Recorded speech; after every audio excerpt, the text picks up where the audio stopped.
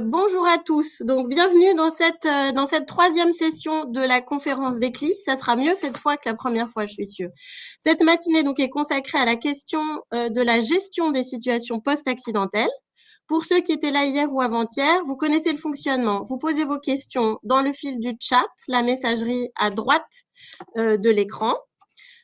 Ici, vous avez déjà la possibilité d'ailleurs de répondre à un petit questionnaire, un petit sondage qui vous est lancé pendant que je parle. Ces questions, nous les répercutons lors des temps consacrés aux questions-réponses. Elles trouvent aussi parfois leurs réponses par écrit pendant les présentations. Toutes celles qui ne trouveraient pas de réponse ni à l'oral ni à l'écrit ce matin seront reprises avec une réponse dans le compte-rendu de la conférence des CLI qui sera accessible en ligne sur le site de l'ASN et sur le site de l'ANCLI. En plus de nos intervenants, nous aurons autour de la table virtuelle ce matin, une partie de la matinée, un représentant d'EDF et un représentant de l'IRSN que nous remercions de s'être rendus disponibles à nos côtés. Très rapidement, la matinée se déroulera en 3 parties. Cette plénière qui commence, au cours de laquelle nous aurons 2 interventions sur les nouveautés dans la façon d'aborder et de gérer les situations post-accidentelles, puis sur les recommandations du livre blanc des CLI transfrontalières. Une deuxième partie où ceux qui se sont inscrits se répartiront en 4 petits groupes d'une vingtaine de personnes pour travailler en atelier. Et puis une dernière partie consacrée à la restitution de ces travaux en atelier. Si nous sommes encore ensemble à midi, je dois préciser aussi que nous observerons, en tant que service de l'État, nous observerons côté ASN la minute de silence en mémoire du défunt président de la République, Valéry Giscard d'Estaing. Mais pour commencer, je vais bien vite passer la parole à Jean-Marc Berthaud, chargé d'affaires au CODIRPA, qui est un mot qu'on va beaucoup prononcer aujourd'hui, donc je me permets de dérouler l'acronyme pour cette première fois. Comité directeur pour la gestion de la phase post-accidentelle d'un accident nucléaire ou d'une situation d'urgence radiologique. Jean-Marc Berthaud est donc à la fois chargé d'affaires au CODIRPA, il travaille ici à la direction de l'environnement et des situations d'urgence de l'ASN et il a beaucoup travaillé sur la doctrine post-accidentelle. Jean-Marc Berthaud, à vous la parole. Vous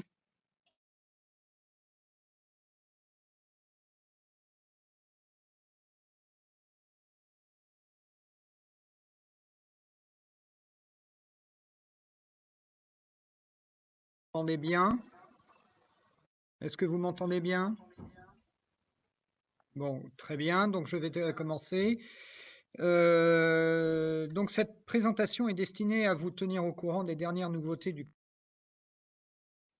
et notamment de la nouvelle doctrine de gestion post-accidentelle qui a été approuvée par un courrier du Premier ministre en date du 18 juin 2020. Cette doctrine reprend beaucoup de mesures de protection de la population, mais avant tout un bref rappel sur le phasage d'un potentiel d'un accident nucléaire.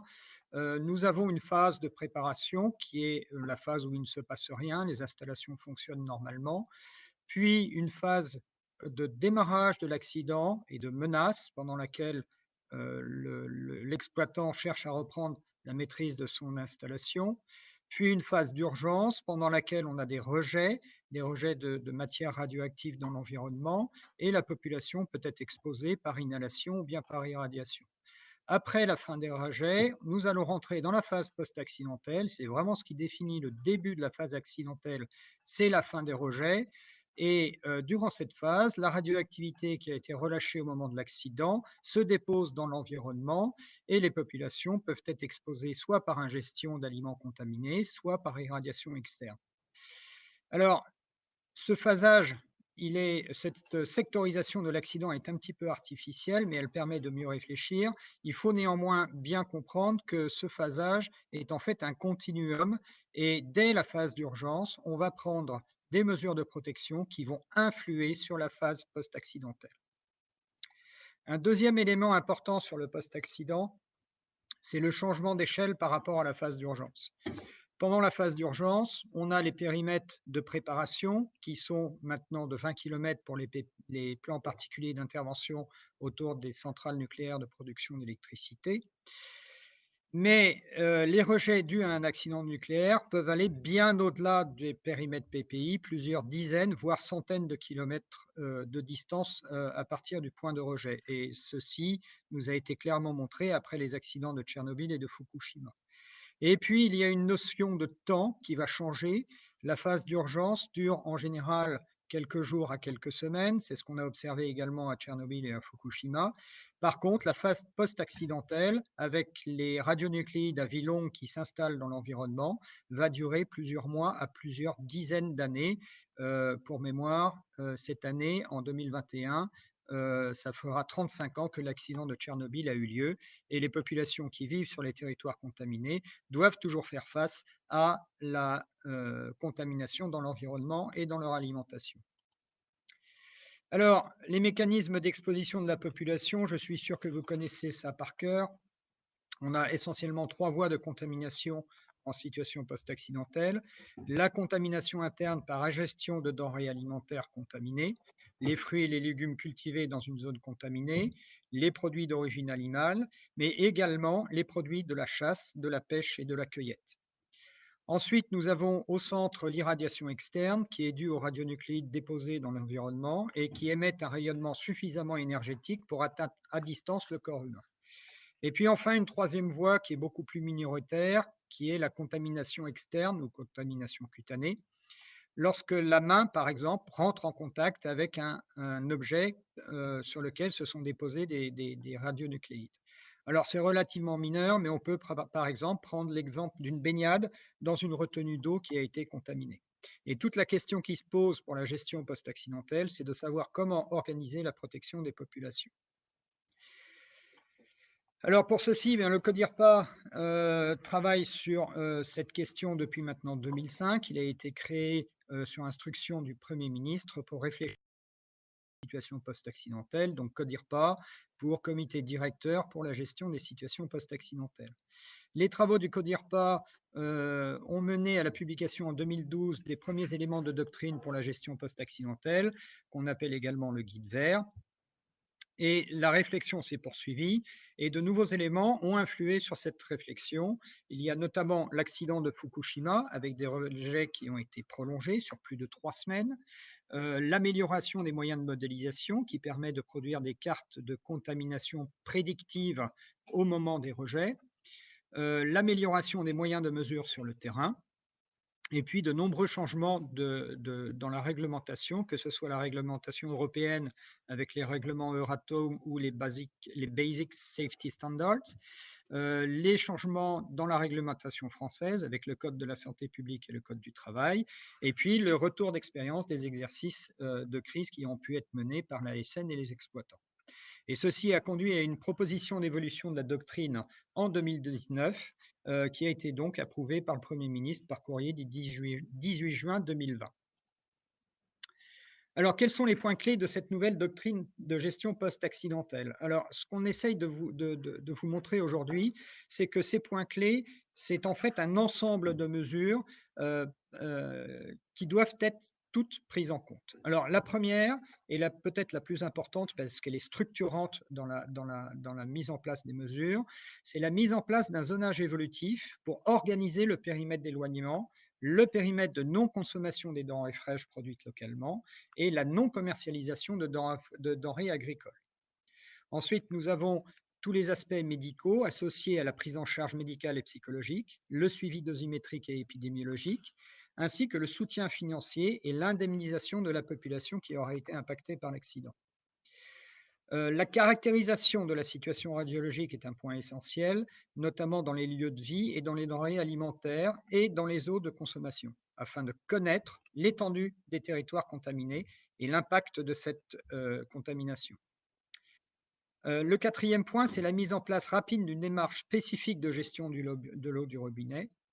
Le cinquième point, et ça, vous êtes en particulier concerné par ce cinquième point, c'est la mise en place rapide d'une nouvelle gouvernance fondée sur la vigilance et sur la participation active des personnes concernées pour engager la conquête des territoires. Et là, les CLI ont un rôle à jouer.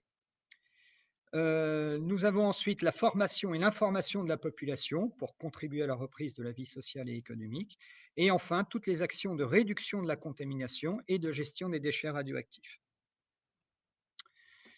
Alors, le point clé, comme je vous l'ai dit tout à l'heure, ce sont les nouveaux zonages post-accidentels qui vont organiser la protection de la population. Alors, il y a 3 zones principales et 3 objectifs de protection différents. La première zone, la plus petite, ici représentée en rouge sur la carte à droite, est le périmètre d'éloignement. Le périmètre d'éloignement est destiné à éviter une exposition externe supérieure à 20 millisieverts par an. Et donc, ça veut dire que les populations qui sont dans ce périmètre doivent être relogées pour une longue durée. Alors, pourquoi uniquement l'exposition externe? Eh bien, tout simplement parce qu'une personne qui ne vit plus dans ce périmètre ne va pas manger des produits issus de ce territoire. Donc, l'exposition interne n'a pas à être prise en compte. Et de cette façon, nous répondons au Code de la santé publique. Ensuite, en orange, nous avons une zone de non-consommation des denrées issues des potagers et vergers privés. Donc, c'est vraiment l'autoconsommation des produits des jardins, mais c'est également aussi la non-consommation des produits de la chasse, de la pêche et de la cueillette. Et ceci a pour objectif d'éviter une contamination interne pouvant conduire à une exposition significative. Enfin, la troisième zone est la plus étendue, c'est une zone de contrôle des denrées alimentaires dont le but est de protéger les consommateurs via une interdiction de mise sur le marché des produits non conformes, notamment au règlement Euratom sur les niveaux maximaux admissibles dans les denrées alimentaires, et ainsi permettre de favoriser une reprise des activités agricoles. Alors, ces nouveaux zonages sont basés sur des mesures. Ça veut dire que le principe de ces zonages, il est évolutif et dans une démarche protectrice. Ils se fondent au départ sur une modélisation prédictive à partir de la quantité de rejets radioactifs pendant l'accident. Et ensuite, ils vont se baser sur les mesures de terrain disponibles. Alors, le délai d'élaboration de ces zonages post-accidentels est estimé à 48 heures, entre 48 heures et une semaine après la fin des rejets, pendant la phase de transition. Et ces zonages vont évoluer dans le temps. Alors, il y a plein de paramètres qui vont permettre de faire évoluer ces zonages. Les premiers, ça va être les résultats de mesure, ça va être aussi les actions de réduction de la contamination, ça va être les mesures de contrôle sur les denrées agricoles et bien entendu sur la décroissance radioactive. Si on a un rejet qui est composé majoritairement d'iode radioactif, au bout de 3 mois, la majorité de l'iode radioactif aura disparu et donc les zones pourront réduire fortement en surface. Alors, pour parler un peu de tout ça et diffuser un peu cette nouvelle doctrine basée sur les nouveaux zonages, le CODIRPA a créé un livret zonage. C'est un livret assez court, très pédagogique, qui n'est pas encore disponible sur Internet, mais il vous suffit de nous envoyer un message et puis on vous le mettra à disposition immédiatement. Ce petit livret reprend grosso modo tout ce que je viens de vous présenter.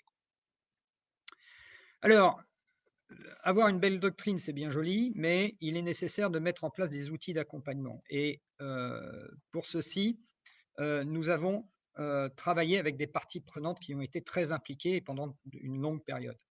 Un GT partie prenante a ainsi été créé en 2014 pour réfléchir et proposer des modalités d'implication des parties prenantes à tous les stades de la gestion d'une situation accidentelle.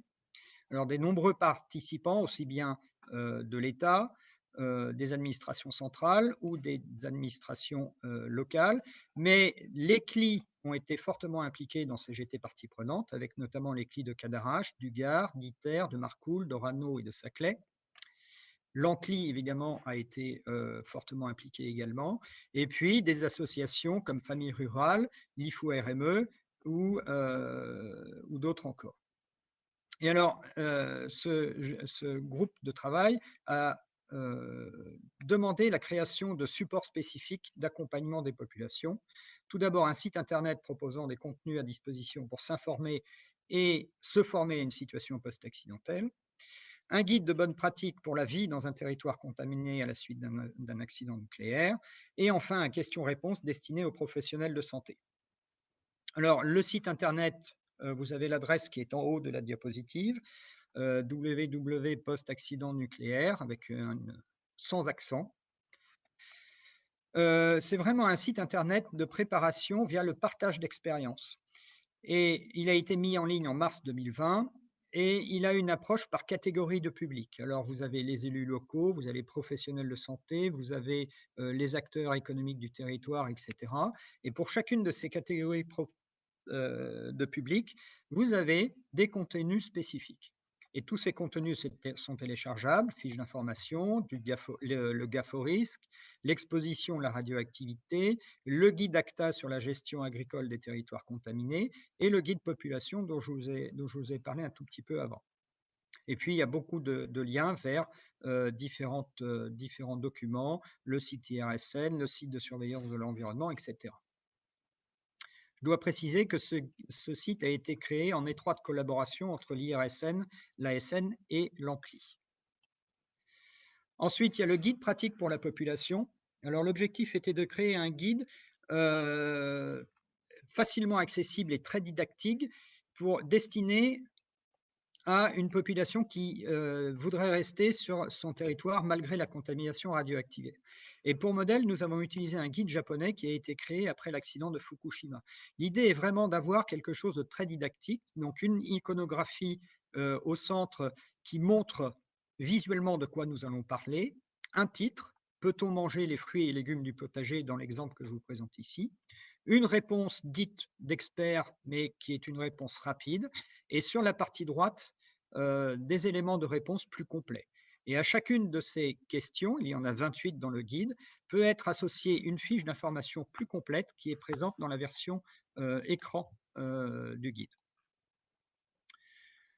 Ensuite, nous avons les questions-réponses destinées aux professionnels de santé. Alors, c'est une action du GT Santé qui faisait partie intégrante du GT Partie Prenante, et c'est une action qui a été relativement longue, mais qui a produit quelque chose de vraiment très intéressant.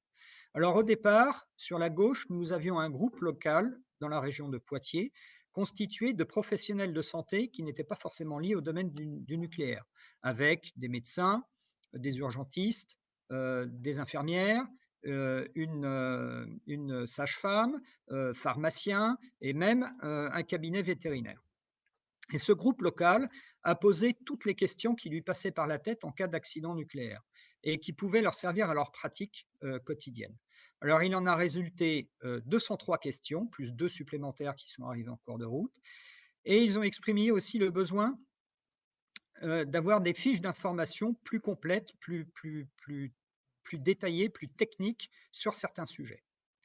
Alors, vous avez sur la droite une liste des questions qui ont été posées par ces professionnels de santé, donc je vous laisse les regarder tranquillement. Mais je voudrais vous donner un exemple qui est donné à l'écran. Nous avons eu une question sur faut-il se couper les cheveux après un accident nucléaire? Donc vous voyez que la préoccupation, elle peut être aussi très personnelle. Alors, bien évidemment, la réponse est non. Il n'est pas nécessaire de se couper les cheveux si on a été contaminé à la suite d'un accident nucléaire. En général, un bon shampoing suffit à enlever la contamination qui s'est déposée dans les cheveux. Mais ça montre bien que même des questions très pratiques, très quotidiennes, peuvent avoir une importance, y compris au regard de professionnels de santé. Alors, en face de ce groupe local, nous avons constitué un groupe d'experts de différentes origines, le CNAM, l'IRSN, des médecins, qui ont eu pour charge de répondre à toutes ces questions et de créer les 25 fiches. Le document regroupant toutes les réponses et l'ensemble des 25 fiches a été envoyé en retour au groupe local pour une relecture avec 2 questions auxquelles il devait répondre. Est-ce que ce document est compréhensible par les professionnels de santé? Et la deuxième question, est-ce que ce document pourrait être utile dans ma pratique quotidienne en cas d'accident nucléaire? Alors, évidemment, ce groupe local va nous faire des retours. Éventuellement, il y aura des allers-retours entre le groupe local et le groupe expert. Mais au final, nous aurons une synthèse et nous pensons pouvoir publier ce document questions-réponses de santé en 2021. Voilà, j'en arrive à la fin de cette présentation. Donc, je vous ai remis sur la présentation les liens utiles. Je crois que les présentations sont disponibles au téléchargement pendant la conférence des CLI. Et pour finir, eh bien, écoutez, je vous remercie de votre attention. N'hésitez pas à poser vos questions dans le chat. Et si des questions vous viennent a posteriori sur ce que je vous ai présenté aujourd'hui, n'hésitez pas à nous contacter par email aux différentes adresses qui sont indiquées ici. Je vous remercie.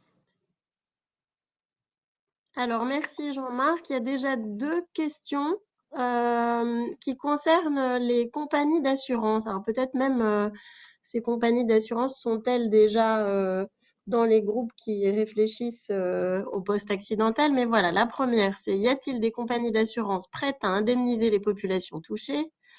Et la deuxième, quel montant est disponible pour indemniser la population concernée? Alors, les exploitants nucléaires ont une obligation de responsabilité d'assurance. Tous les exploitants nucléaires ont une assurance qui s'appelle le régime de responsabilité nucléaire. Au titre de cette assurance, le montant d'indemnisation qui peut être demandé au total par l'exploitant nucléaire est de 700 millions d'euros.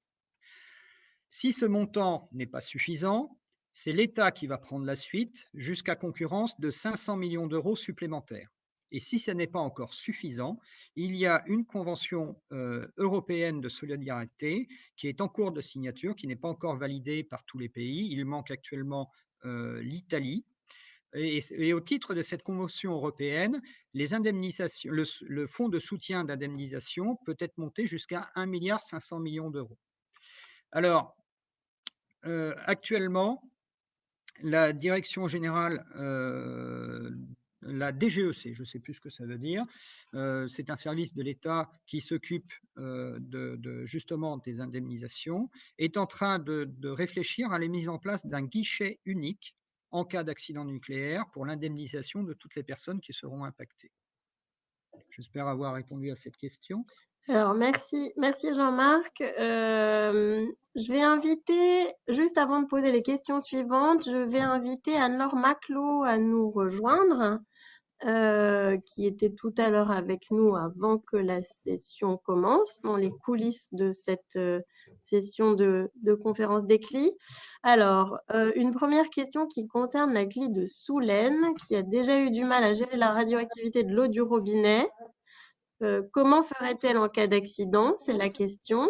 Bonjour Anne-Laure. Alors, Anne-Laure Maclot qui nous rejoint est chargée de mission de la CLI de Cattenom et elle va faire la présentation suivante. Mais voilà, en attendant, on a encore des questions pour Jean-Marc. Donc, la CLI de Soulaine ou les CLI qui doivent gérer la radioactivité. Là, alors en l'occurrence, la question, c'est l'eau du robinet. Comment ferait-elle en cas d'accident? Et puis une deuxième question qui est, que deviennent les riverains de la zone du PE? C'est du périmètre d'éloignement. Voilà. Alors, pour la première question concernant l'eau du robinet, c'est de la responsabilité des directions départementales de l'alimentation et de l'eau qui ont la responsabilité du suivi et du contrôle de l'eau du robinet. Donc, le problème avec l'eau du robinet, ce n'est pas tellement l'eau qui arrive à votre robinet, mais c'est plutôt le point de captage. Et dans la gestion post-accidentelle, la protection des points de captage destinés à l'eau du robinet est un point qui a retenu notre attention et qui devra être pris en compte par les directions départementales. Donc, a priori, si vous avez de l'eau qui arrive à votre robinet, c'est que cette eau, elle est potable. Pour la deuxième question, que deviennent les riverains de la zone du périmètre d'éloignement? Alors effectivement, c'est une excellente question parce que les personnes qui habitent juste en dehors du périmètre d'éloignement sont susceptibles de recevoir une irradiation externe qui est en dessous bien que proche de 20 millisieverts. Cependant, ces personnes qui vivent à proximité du périmètre d'éloignement vivent dans la zone de non-consommation des denrées fraîches locales. Et si ces personnes évitent de consommer des produits locaux potentiellement contaminés, eh bien finalement, ils ne sont plus soumis qu'à une irradiation externe qui reste inférieure à 20 millisieverts. Évidemment, on ne peut pas imposer à quelqu'un de ne pas manger les produits de son potager. Donc, il faudra faire énormément d'informations, il faudra faire énormément d'éducation au bon comportement dans cette zone de non-consommation des denrées fraîches. Alors évidemment, les produits de la pêche, de la chasse et de la cueillette sont des produits extrêmement sensibles car ils peuvent concentrer la radioactivité de façon importante. Et là encore, il est difficile d'interdire à quelqu'un de consommer du gibier. S'il veut le faire, il le fera, on ne pourra pas l'empêcher, mais encore une fois, c'est l'éducation et l'information qui seront la clé. Alors, merci Jean-Marc. Une question, alors pour le coup, qui va s'adresser autant à Norma Clos qu'aux organisateurs ou voilà, aux responsables de la gestion du poste accidentel. Il serait souhaitable de s'appuyer sur les CLI et les collectivités pour mieux informer et communiquer sur ces guides auprès des populations. C'est une question sans en être une, mais pour le coup, je la transforme en question. Est-ce que c'est déjà un peu le cas? Est-ce que ces guides se diffusent? Est-ce que les CLI en ont la connaissance et est-ce que les CLI participent de la diffusion? Et je vois aussi, donc je vous précise, que nous avons aussi des répondants d'EDF et de l'IRSN qui nous ont rejoints. C'est Pierre Aymon et c'est Olivier Isnard que vous voyez à l'écran également. Alors, sur la diffusion de ces guides dont a parlé Jean-Marc dans les CLI et sur la diffusion, qu'en font les CLI? J'imagine que c'est une question qui m'est adressée. Ou je laisse d'abord Jean-Marc répondre.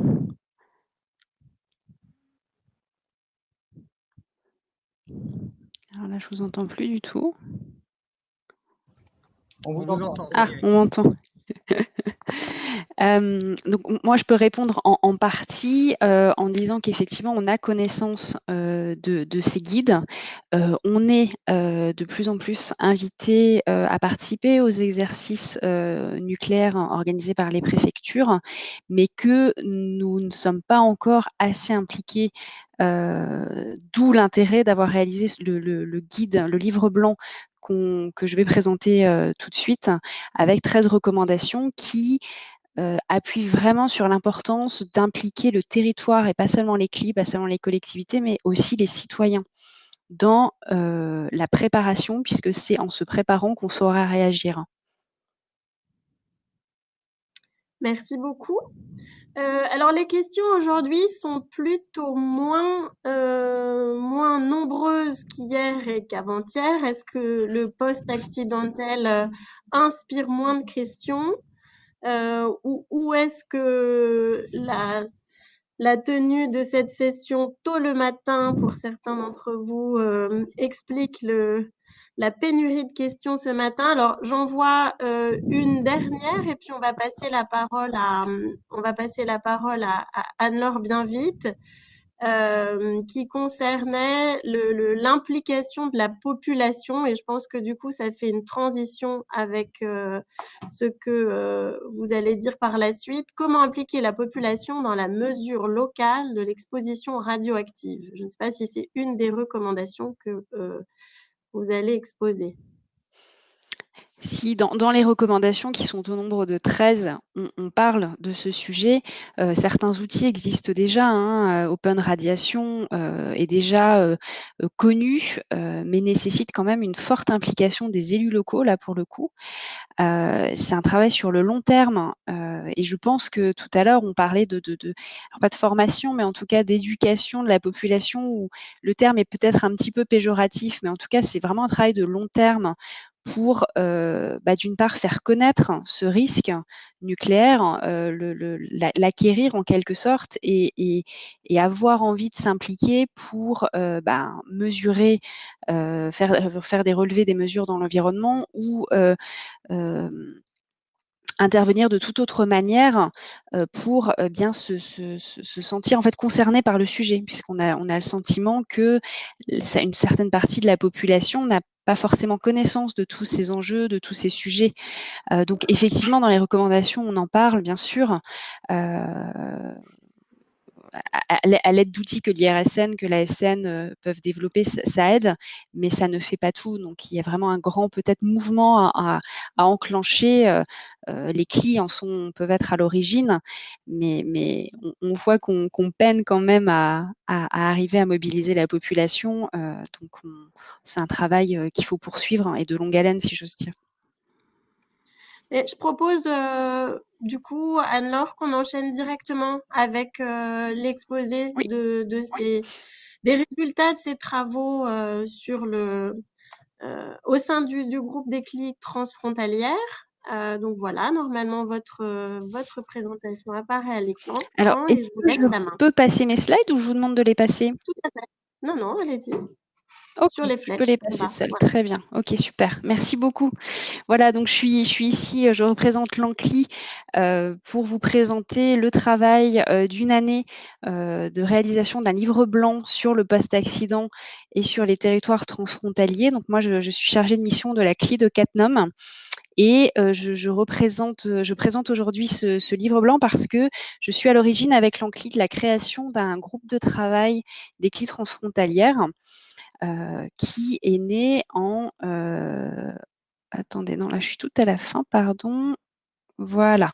Voilà, donc le contexte de la création de ce livre blanc, eh bien, est la création du groupe de travail des CLI transfrontalières en 2013, avec 4 CLI au départ, hein, et aujourd'hui, nous rassemblons toutes les CLI transfrontalières de France, puisqu'elles y ont trouvé un intérêt. Alors, nous rencontrons au moins une fois par an depuis 2013. Nous avons travaillé sur divers sujets, dont le post-accident, mais pas que. Nous avons également organisé une table ronde européenne avec Nuclear Transparency Watch.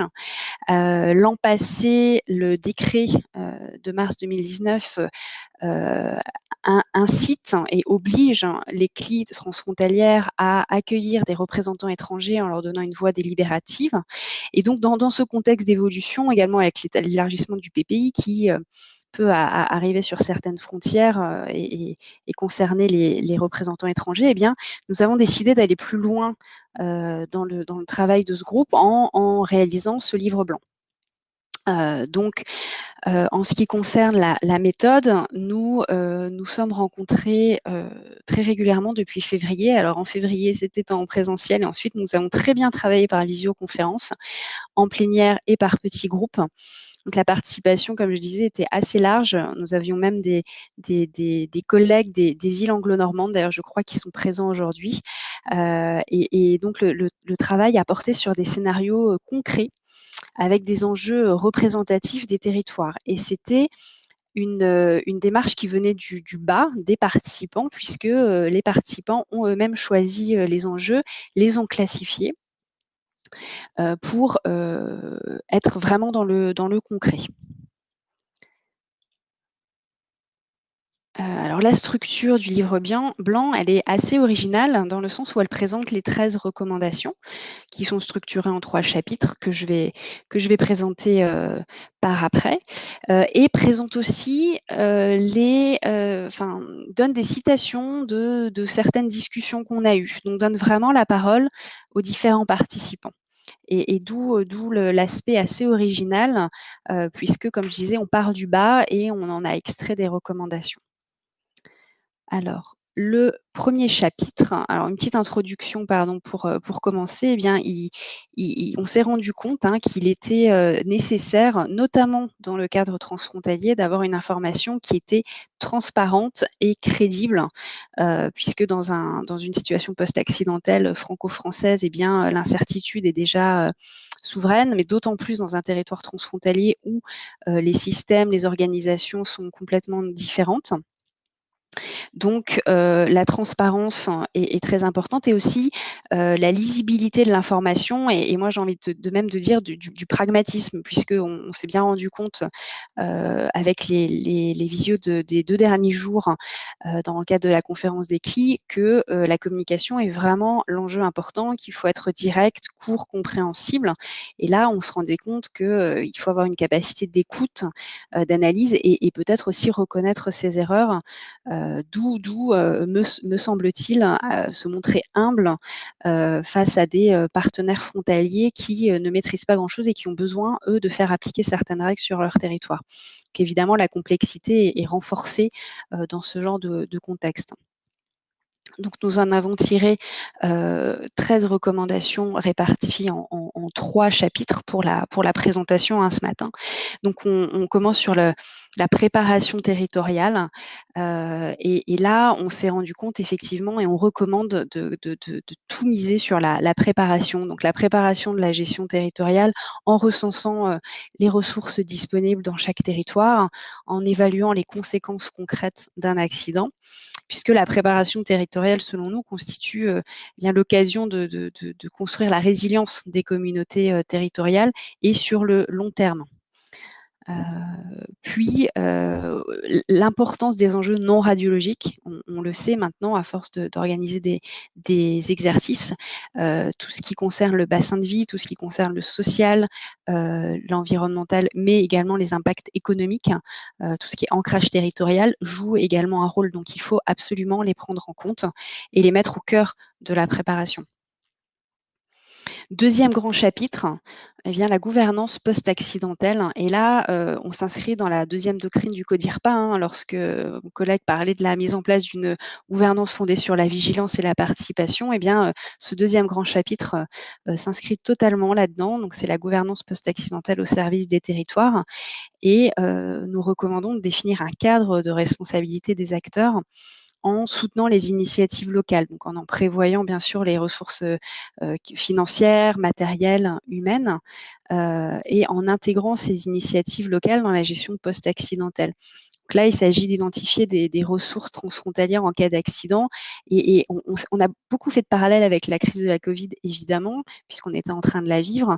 À Cattenom, enfin en tout cas en Moselle, il y a une forte coopération transfrontalière institutionnalisée depuis très longtemps dans plusieurs domaines. Et des patients mosellans ont été transférés en SAR. Ça a très bien fonctionné.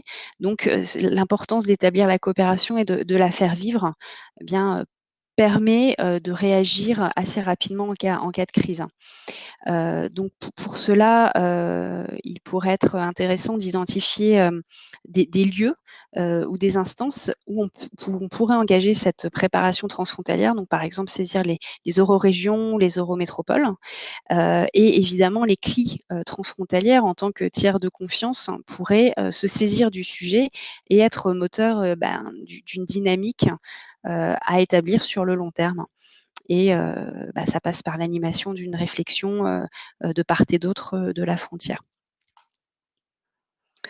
Troisième grand chapitre, la pluralité comme une ressource post-accidentelle. Et ici, nous recommandons de reconnaître les CLI et l'ANCLI, notamment le groupe permanent post-accident, comme des acteurs de cette préparation territoriale.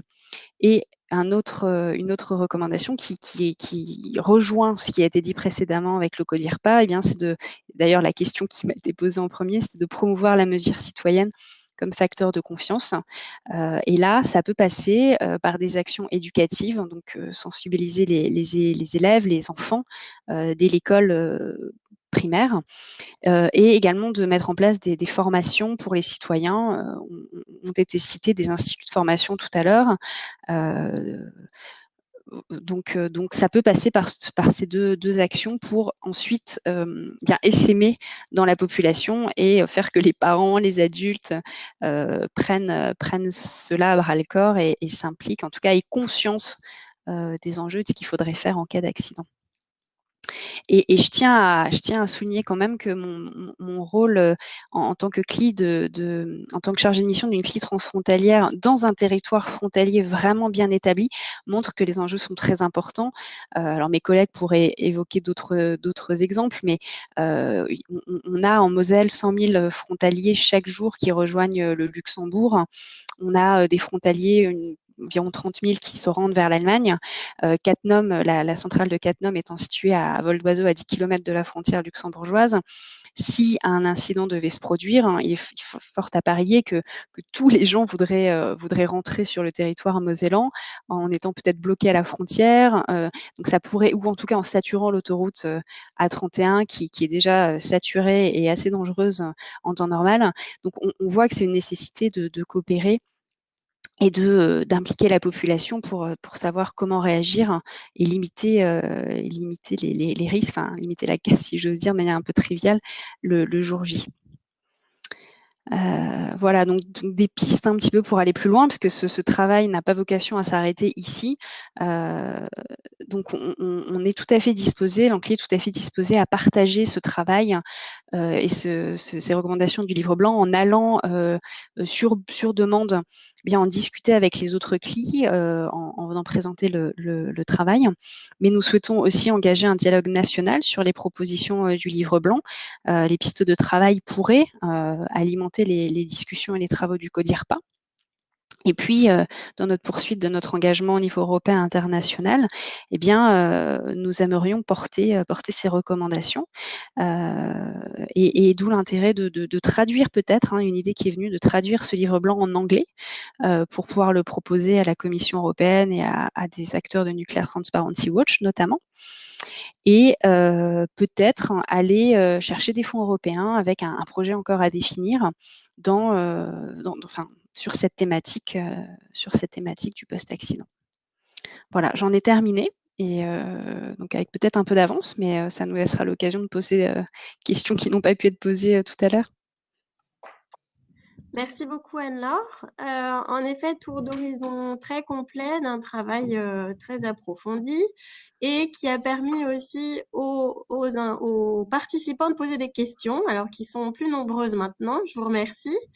Alors, une question qui n'est pas une question, qui est plutôt une mise en garde. Attention aux nombreux guides, il existe aussi le guide famille. Alors peut-être que dans les CLI, on connaît ce guide famille. Est-ce que quelqu'un autour de la table a bien en tête ces guides famille? Et sinon, on invitera le participant qui a posté cette question à apporter plus d'informations dans le commentaire de sa question. Une autre question, comment acculturer la population et les élus? Le problème est que les élus ne sont pas assez informés du post-accidentel. C'est là que doivent intervenir les CLI afin de sensibiliser les élus en premier. Alors là, évidemment, ça implique des réponses de part et d'autre, si je puis dire.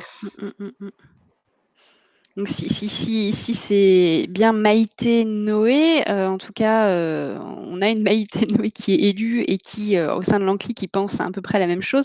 Donc effectivement, il y a tout un travail, mais c'est ce que je disais, un élu est un citoyen et c'est pas forcément quelque chose qui... En tout cas, la culture du risque n'est pas forcément très développée. Et il faudrait, par de la pédagogie, par un travail de long terme et de longue haleine, bien leur soumettre ce livre blanc et amener à débattre à ce sujet. Et là, c'est un outil assez intéressant pour engager une réflexion.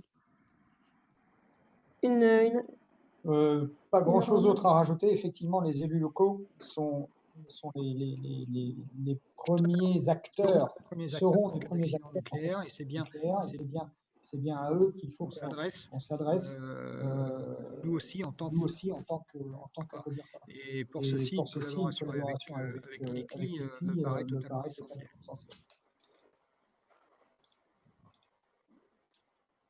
Alors, je ne sais pas si vous avez bien entendu la remarque de Jean-Marc, c'était audible?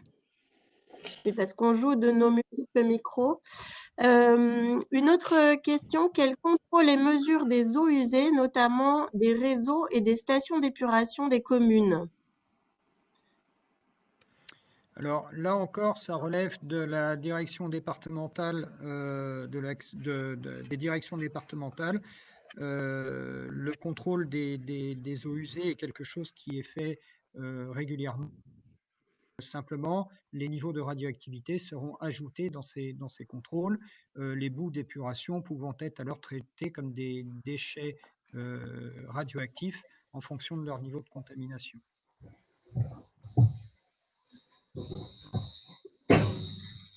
Alors, est-ce qu'autour de la table, il y a d'autres réactions, Monsieur Aymon ou Monsieur Isnard? Non? Disons que pour la responsabilité des mesures, notamment pendant la phase d'urgence, mais pendant la phase de transition aussi, à l'issue des rejets, ces sujets eau potable et contrôle devront être intégrés devront être intégrés au plan de mesure pour effectivement au plus tôt aller contrôler cette radioactivité.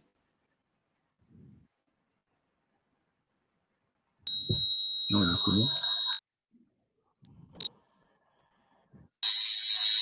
Monsieur Aymon, vous vouliez intervenir? Oui, je suis en train de chercher. Est-ce que vous m'entendez là? Je suis en train. Oui, très bien. Ah ben super. Très bien. Mais écoutez, en tant qu'exploitant, nous avons une position particulière, c'est que nous sommes acteurs du post-accidentel, puisqu'on est, j'allais dire, au milieu de la zone.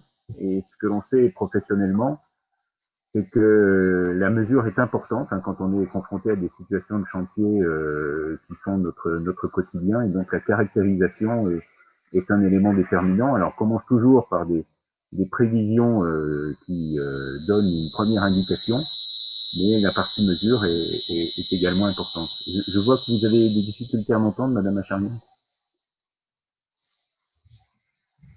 Alors, il y a un problème de l'Arsène, je crois, qui n'intervient que lorsque vous parlez. Alors, peut-être il y a un outil numérique ou en tout cas électrique proche de votre proche de votre micro. Alors, est-ce que là, cela va mieux? Pas du tout. Et là? Pas mieux. Bon, écoutez, j'en suis désolé. Et ici, je fais des tentatives pour que cela fonctionne. C'est mieux, je vous vois approuver. Bon, c'est pas extraordinaire, donc on va encore tenter un peu plus loin. Et là, est-ce que cela fonctionne? Non plus? C'est toujours pareil, oui. Bon, c'est pas grave. Bon, bah écoutez, On vous entend bien en tout cas. C'est juste que vous êtes accompagné d'un bruit un peu désagréable, mais voilà, on vous entend bien. donc, si vous voulez, nous sommes, j'allais dire, au milieu de la zone en cas d'accident nucléaire. Et donc, nous avons assuré la continuité de l'exploitation de nos installations et de la mise en sûreté. Donc, c'est un sujet également pour nous. Et ce que nous savons professionnellement, c'est que les mesures sont importantes parce qu'elles permettent effectivement de bien caractériser la situation et de bien définir les mesures de protection que nous devons prendre sur nos installations.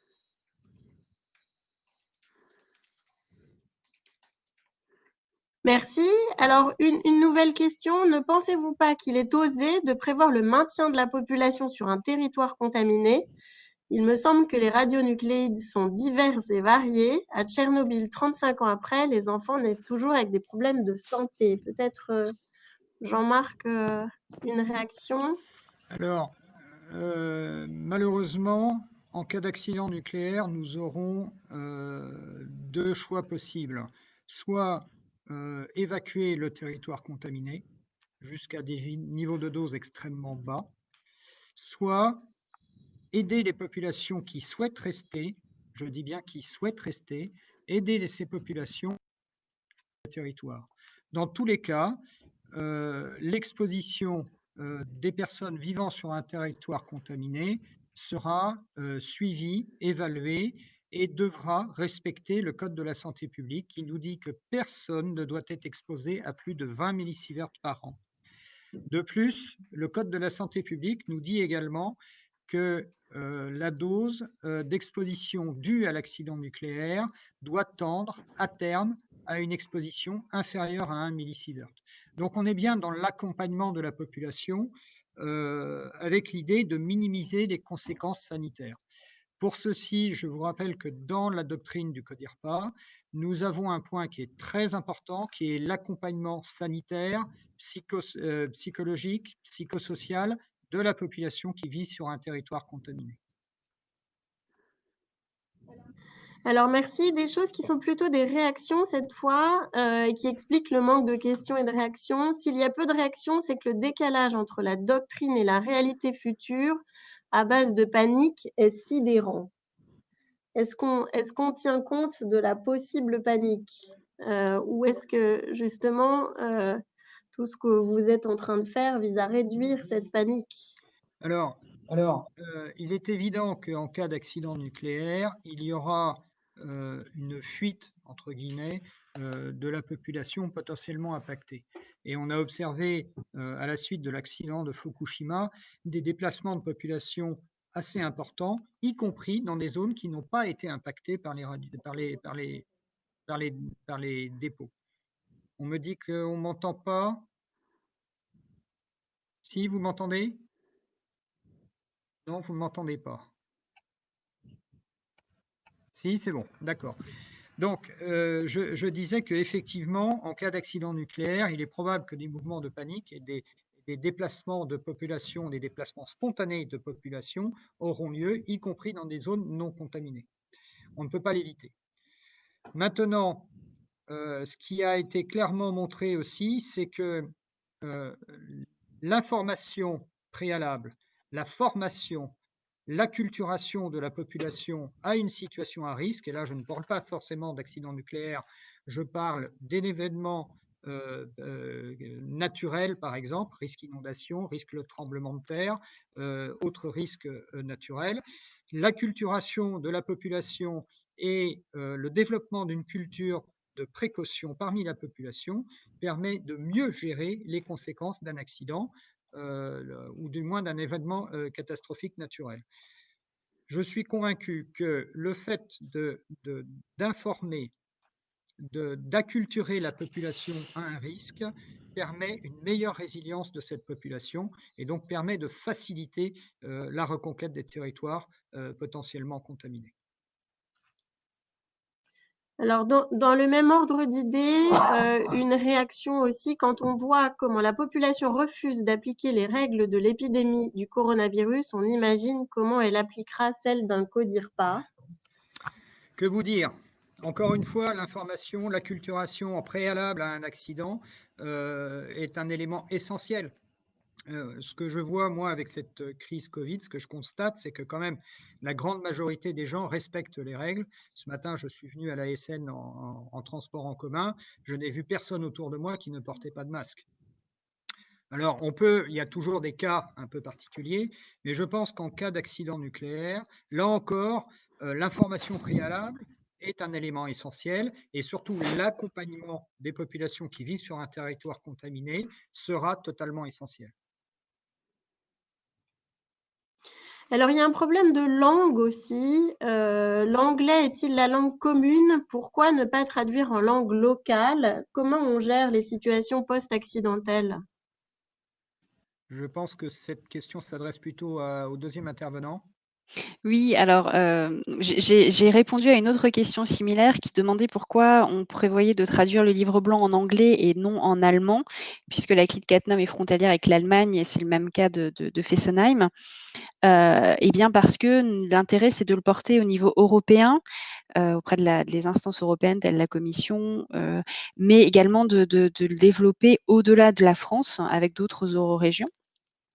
Et je continue à répondre que les CLI transfrontalières travaillent avec des interprètes. Dans le cas de CatNom, nous n'avons pas attendu le décret de 2019, mais comme je disais tout à l'heure, on a un sommet des exécutifs de la grande région, donc la grande région transfrontalière qui regroupe l'Allemagne, le Luxembourg et la Wallonie, ainsi que l'ex-région Lorraine. Eh bien, nous travaillons sur plusieurs thématiques, l'éducation, la santé, l'emploi, etc., depuis très très longtemps.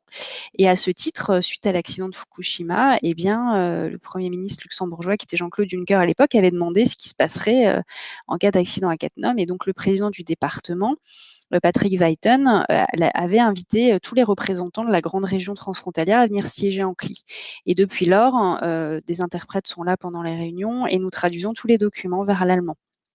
Il n'est pas impensable de traduire également ce livre blanc vers l'allemand, puisque nous avons les crédits à la CLI de CatNom. Et donc, la CLI de Fessenheim a aussi des crédits de traduction, donc ça pourrait être fait, bien évidemment. Et pour les langues locales, eh bien là, il y en a plusieurs. Si des crédits sont disponibles, il est bien évidemment possible et même souhaitable de les faire traduire ou de le faire traduire de manière bénévole. Là, il faut trouver des bonnes âmes, mais rien n'est impossible. Alors, sur le travail des CLI également, une question sur l'inspiration que vous pouvez trouver auprès des organismes semblables relatifs au risque de rejet chimique lorsque des installations industrielles nucléaires et chimiques sont voisines. Est-ce que vous travaillez ensemble? C'est la question.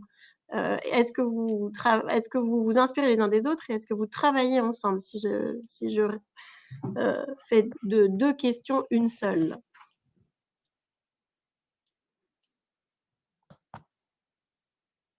Alors, à la CLI, je pense que la CLI de Gravelines, il doit y avoir des interactions puisque il y a énormément d'industries Céveso.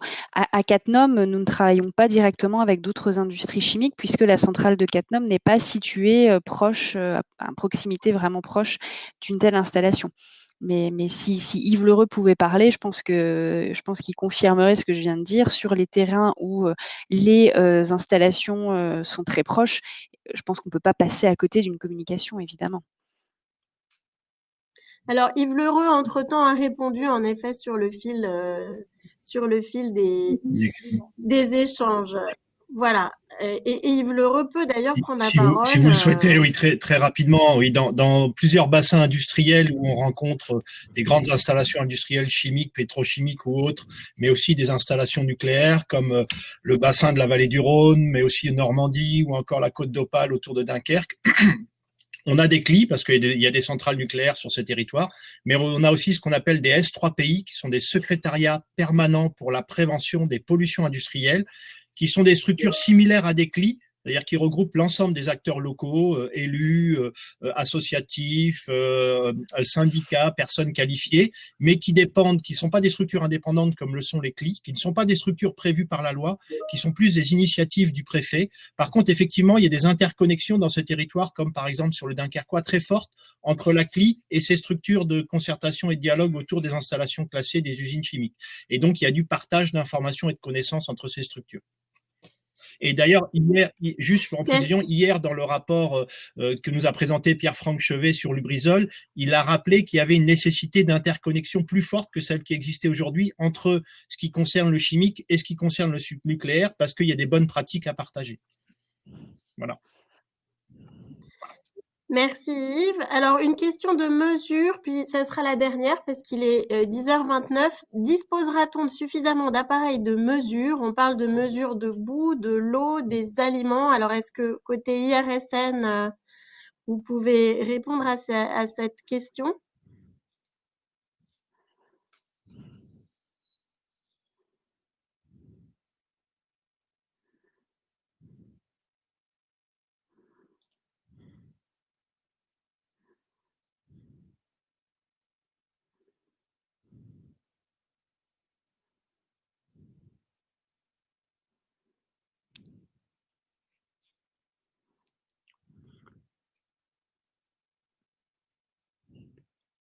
Là, c'est bon, on dirait.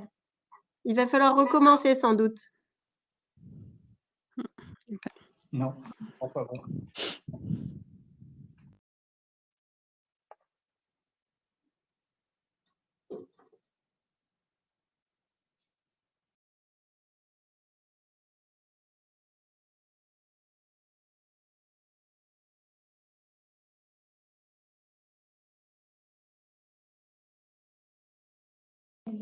Oui, alors on vous entendait tout à l'heure, mais on vous entend plus. Non. Voilà, je pense qu'il y a un problème de débit. Est-ce que là, vous m'entendez? Ah, super, très bien. J'ai quitté la scène et je suis remonté vite fait, comme ça, du coup, ça passe. Alors, voilà, juste pour dire rapidement, pour rester dans les temps, effectivement, la ressource en capacité de mesure est un élément essentiel pour être capable d'apporter l'ensemble des informations. IRSN dispose d'un certain nombre de mesures. Il existe des ressources à niveau national, au niveau local via les cellules d'intervention de la sécurité civile.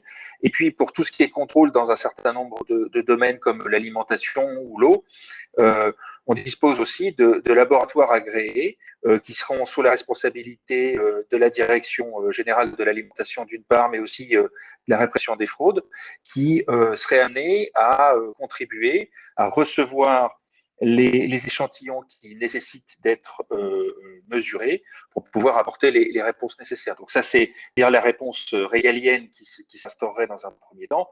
Après, comme on a pu l'évoquer tout à l'heure, la contribution, notamment au travers de projets comme Open Radiation, montre que la population qui se montrerait très certainement concernée aurait la capacité de fournir des mesures et des éléments on va dire, brut d'informations qui permettrait d'approfondir les analyses, notamment dans des endroits qui seraient, on va dire, plus compliqués pour l'État ou ses services d'aller dans un premier temps. Donc, finalement, c'est un équilibre à trouver entre une réponse régalienne et une réponse de la population qui viendrait compléter le dispositif.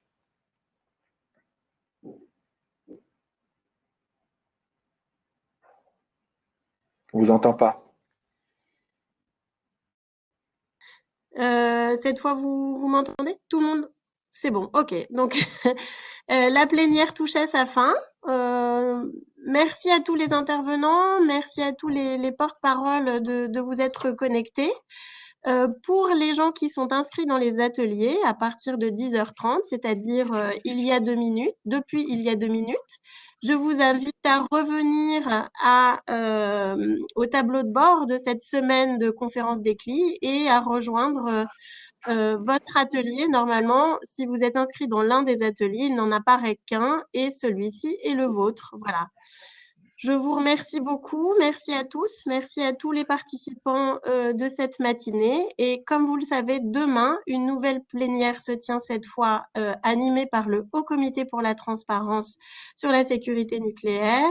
Et puis, on se retrouve aussi vendredi pour une séance de clôture avec Cédric Villani qui nous fait l'honneur de dire un petit mot en cette fin de conférence d'éclit numérique. Merci à tous et à très bientôt. Au revoir.